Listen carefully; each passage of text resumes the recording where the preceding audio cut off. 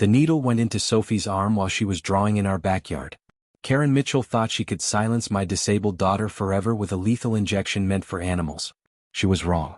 I'm Detective James Harper, and I'm about to destroy the woman who tried to murder my child. Before watching full story, comment below from where you watching. Also like and subscribe for more stories. You poisoned my daughter. I shouted at Karen Mitchell across the courthouse steps 3 months ago. My voice echoed off the building walls as reporters pushed their cameras closer. Karen's lawyer pulled her away quickly, but not before I saw that cold smile on her face, the same smile she had when she stuck that needle into my 14-year-old Sophie's arm. Detective Harper, please control yourself, the judge had warned me that day. But how could I stay calm? This woman had tried to kill my sick daughter because she didn't like the sound of our service dog barking. She thought Sophie was a problem child, who didn't belong in our perfect neighborhood. Now, 3 months later, the tension in the courtroom was thick as I sat on the witness stand. I could feel my heart beating fast as I stared at Karen Mitchell. She looked perfect with her blonde hair and shiny nails, but her cold eyes showed the real her. She thought she had won. She thought she would get away with what she did to my daughter, Sophie.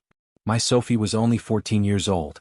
She sat in the back of the courtroom, her hands shaking because of her condition. Her brown eyes were brave even though she was scared. Her soft curls framed her pale face, a face that showed more courage than Karen could ever have.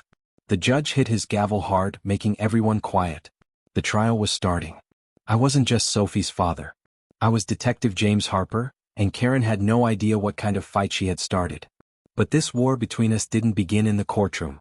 It started 6 months ago when Karen first saw Sophie playing in our front yard and decided that my disabled daughter didn't deserve to live in peace. 6 months ago, our life was much quieter. Sophie and I lived in a small house in Oakwood Heights. It was a nice neighborhood with neat lawns and neighbors who watched out for each other. Sophie had epilepsy, which meant she sometimes had seizures that came without warning. This kept her from doing things like riding bikes, swimming, or going to school some days. But she was still bright, kind, and full of life. Sophie loved to draw animals. She would sit for hours sketching birds, rabbits, and dogs in her notebook. Even though her hands sometimes shook, she could create beautiful pictures. She loved reading books about animals too. Her favorite was a story about a brave fox named Ember. It was the same book her mother used to read to her before she died. Most of our neighbors loved Sophie. They would bring her cookies and tell her how good her drawings were. But Karen Mitchell was different. She was the president of our neighborhood association, and she was mean. She would measure people's grass and give them fines if their mailboxes were crooked. She had a fake smile that hid how cruel she really was. And for some reason she didn't like us. The main problem was that Sophie needed a special dog named Bella. Bella was trained to help Sophie when she had seizures. The dog could tell when a seizure was coming and would bark to warn us. Bella saved Sophie many times, but Karen called her a problem dog. She kept sending us letters saying Bella was too loud and ruined the peace of the neighborhood. I showed Karen the doctor's note that explained why Sophie needed Bella. But she just laughed at it. "This isn't a zoo, James," she said in a sharp voice. I tried to ignore her because I was busy with my job as a police detective and taking care of Sophie. I thought Karen was just a mean person who liked to bother people. I never thought she would become dangerous. It started with small things. Karen would stare at Sophie when she was drawing in our front yard. She would say Sophie was causing trouble. One evening, Sophie came inside crying. "Why does Mrs. Mitchell hate me, Dad?" she asked. Karen had told her that, "Kids like you shouldn't be out here making problems." My heart broke when I heard this. I hugged Sophie tight and promised I would fix things. Her small body was shaking as she cried. But Karen got worse after that. One morning I found a note on our door that said, "Control your kid and her dog or I'll take care of it myself." I knew it was Karen's handwriting because it was very neat and bold. I had been a detective for 15 years, so I knew when someone was making threats. My instincts told me this could become dangerous. I put up a security camera outside our house. I had a bad feeling that something terrible was going to happen. The neighbors started telling me stories about Karen. Mrs. Johnson said Karen had fined her $50 because her roses grew too close to the sidewalk. Mr. Adams said Karen made his 80-year-old father cry because his fence was faded. A young mother named Lisa told me Karen threatened to call social services because her 5-year-old son left his bike on the lawn overnight. But Karen seemed to hate Sophie the most. At neighborhood meetings, she would make comments about certain residents who don't fit our community standards. Everyone knew she meant Sophie. Some neighbors tried to defend us, but Karen was powerful because she was the HOA president. Sophie started having nightmares. She would wake up scared, asking if Mrs. Mitchell was going to hurt Bella. I would hold her and tell her everything was okay, but inside I was getting angrier. Karen was terrorizing my sick daughter, and I didn't know how to stop her legally. The day that changed everything was a warm Saturday in June. Sophie was in our backyard, sitting on the grass and drawing a picture of Bella. It was her favorite spot because she felt safe there. She was wearing her mother's blue silk scarf, which always made her feel better. I was inside the house, looking at files from a case I was working on. The smell of coffee filled the kitchen. Suddenly, I heard Bella barking like crazy. Then Sophie screamed, a sound that went straight through my heart. I ran outside as fast as I could, my heart pounding. What I saw made my blood freeze. Karen was standing over Sophie with a needle in her hand. Sophie was on the ground, shaking badly. Foam was coming from her mouth and her eyes were rolling back. It was a seizure, but worse than any I had ever seen. Bella was growling and her fur was standing up. "What did you do?" I shouted, dropping down next to Sophie. Karen's face was white, but she didn't look sorry. "She was on my property line," she said coldly. "Her dog was making too much noise." I called 911 right away while holding Sophie as her body shook. She felt so small and fragile in my arms. Her breathing was rough, and the blue scarf was twisted around her neck. The paramedics came quickly and rushed her to the hospital. At the hospital, I sat by Sophie's bed, holding her hand and praying. Her stuffed rabbit, Mr. Flops, was next to her. It was a gift from her mother before she died.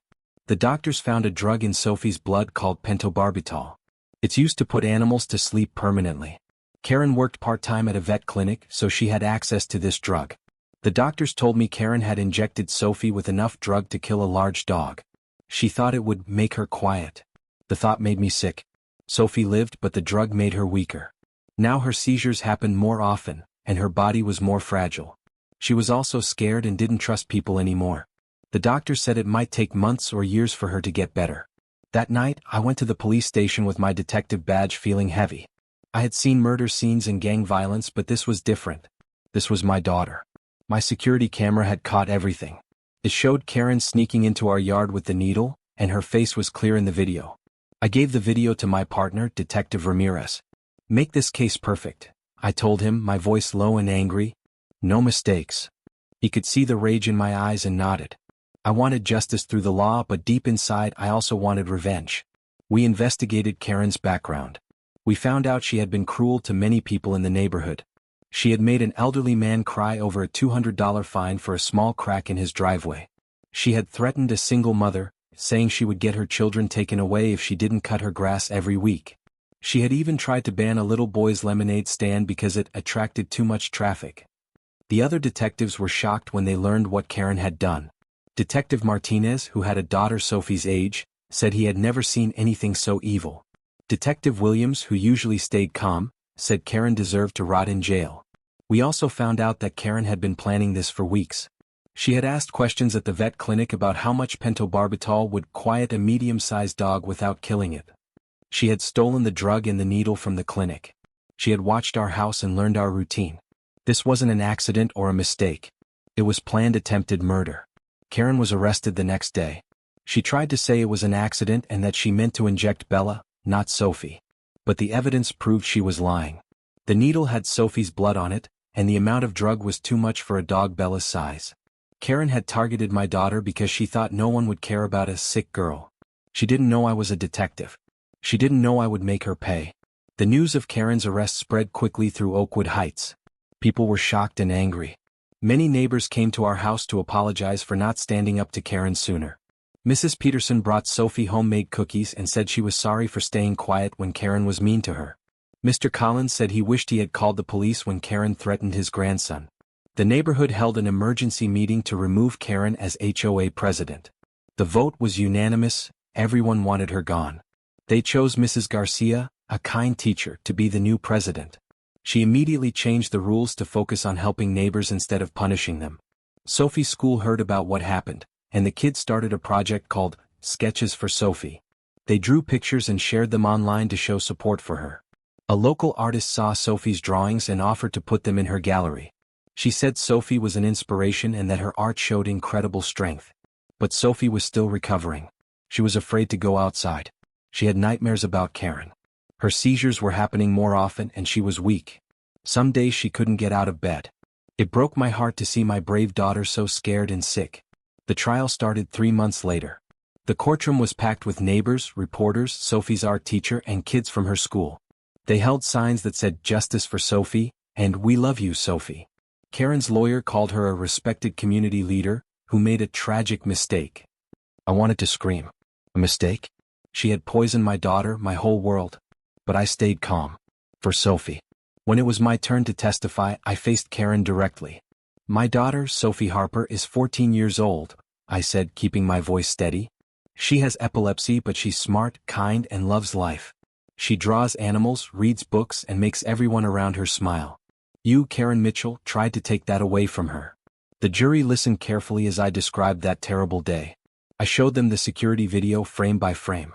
People in the courtroom gasped when they saw Karen's face on the screen, cold and deliberate as she hurt my daughter. One neighbor started crying and had to leave the room. The prosecutor did an excellent job. He showed the jury the needle with Sophie's blood on it. He brought in the vet who said Karen had stolen the drug. He had Karen's co-workers testify that she had asked strange questions about dosages. He proved that Karen had planned everything. Sophie had to testify too. She walked slowly to the witness stand, her hands shaking, wearing her mother's blue scarf for comfort. "I was drawing a picture of Bella," she said in a soft but clear voice. "Mrs. Mitchell said I was a problem and didn't belong in the neighborhood. Then I felt a sharp pain in my arm and everything went dark." One of the jurors started crying as Sophie spoke. Her bravery touched everyone in the room. I could see anger in their eyes, anger at Karen for hurting an innocent child. I was so proud of Sophie, but it hurt to watch her relive that horrible day. Sophie also talked about how her life changed after the poisoning. She said she was scared to go outside now. She couldn't draw as well because her hands shook more. She had to take stronger medicine that made her tired. But she also said she wasn't going to let Karen's meanness stop her from living her life. When Karen took the witness stand, she cried fake tears. "I thought I was helping the neighborhood," she lied. "I thought the dog was the problem, not the girl." She claimed she didn't see Sophie in the yard and thought she was only injecting the dog. But her lie was obvious and disgusting. The prosecutor destroyed her story piece by piece. He showed that the injection point was on Sophie's arm, not near where the dog was sitting. He proved that Karen had a clear view of Sophie from where she was standing. He showed that the amount of drug would have killed Bella, proving Karen intended to harm both Sophie and her service dog. "You targeted a disabled child," the prosecutor said to Karen. "You thought she was invisible and that no one would fight for her." Karen's face turned red, but she had no good answer. During the trial, more neighbors came forward with stories about Karen's cruelty.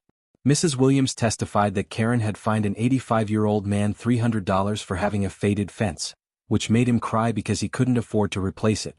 Mr. Thompson said Karen had threatened a single mother, telling her that her children would be taken away if she didn't fix her mailbox fast enough. Sophie's friend Mia, who was also 14, testified about how Karen had mocked Sophie at a neighborhood meeting. She said Karen called Sophie, "that sick girl who ruins our perfect image." The jury looked disgusted when they heard this. Sophie's art teacher brought one of Sophie's drawings to court, a beautiful picture of Bella surrounded by colorful flowers. "This is who Sophie really is," she said, her voice breaking with emotion. "She sees beauty everywhere, even after someone tried to destroy her spirit." The community support kept growing. Local businesses put up signs supporting Sophie. The mayor visited her in the hospital and gave her a medal for bravery. A children's charity started a fund to help pay for Sophie's medical bills. News stations from other cities covered the story, calling Sophie a hero for standing up to her attacker in court. On the final day, the jury took 6 hours to make their decision. Sophie and I waited in the courthouse hallway. She was drawing a picture of a sparrow. "This is for you, Dad," she said, giving me the drawing. The delicate lines showed that her spirit wasn't broken. I hugged her tight, feeling emotional. She was my whole world and Karen had tried to destroy it. The bailiff called us back into the courtroom. The verdict was ready. The judge's voice was firm and clear. "Karen Mitchell, on the charge of attempted murder, we find you guilty." The room buzzed with excitement. Karen's face collapsed and her smugness was gone. Sophie squeezed my hand with tears of relief in her eyes. The judge sentenced Karen to 20 years in prison with no chance of parole for 14 years. It wasn't everything I wanted, but it was justice. Karen was led away in handcuffs, her head down, her perfect image finally broken. But I needed more than just the legal punishment. Karen's cruelty had scarred Sophie's life, and I wanted her to feel the full weight of what she had done. As a detective, I had connections with reporters. I made sure they knew about the HOA tyrant who had poisoned a disabled girl. News outlets ran stories about Karen's case. Her name became associated with evil and cruelty. Friends abandoned her, and her family left town because they were ashamed. In prison, she would hear whispers about what she had done. It was quiet revenge, but it felt right. Sophie's recovery was slow and hard. Her seizures were stronger and happened more often, but we found a new doctor who gave her better medicine. This gave her more good days. We moved to a new neighborhood where people welcomed her with kind hearts. I enrolled Sophie in an art class for teenagers, where she made new friends and started drawing again. She joined a community garden and planted flowers that inspired her artwork. One day she showed me a new drawing, a girl with birds flying around her, free and strong, wearing a blue scarf. "That's me," she said, smiling brightly. "I'm not afraid anymore, Dad." Her words healed my broken heart. I kept working as a detective, but Sophie became my first priority. I had failed to protect her once, and I promised myself it would never happen again. Karen thought she could break us, but she was wrong. Sophie's courage was stronger than Karen's hate, and my love lasted longer than my anger. The community's support never stopped. We got cards, drawings, and even a mural of Sophie Sparrow painted on a local shop wall. Sophie's art was displayed in a real gallery, and her story inspired other people to stand up against bullies. At the gallery opening, Sophie gave a speech thanking everyone for their support. Her voice was steady and strong. Neighbors cheered, and some cried because they were so proud of her strength and bravery. Now, when I walk Sophie outside, the sun feels warm on our faces. She holds Mr. Flops and smiles brighter than ever. "I love you, Dad," she says, her voice steady and sure. I kneel beside her, my heart full of love and pride. "I love you too, Sophie. Always." We survived Karen's cruelty and we came out stronger. Sophie learned that there are bad people in the world, but there are many more good people who will fight for what's right. And I learned that a father's love and a daughter's courage can overcome even the darkest evil. The story isn't over yet. Sophie continues to grow stronger every day, and I continue to protect her. Karen is in prison where she belongs, and our neighborhood is a kinder place because of what we went through. Sometimes the worst things that happen to us can lead to the best changes in our lives.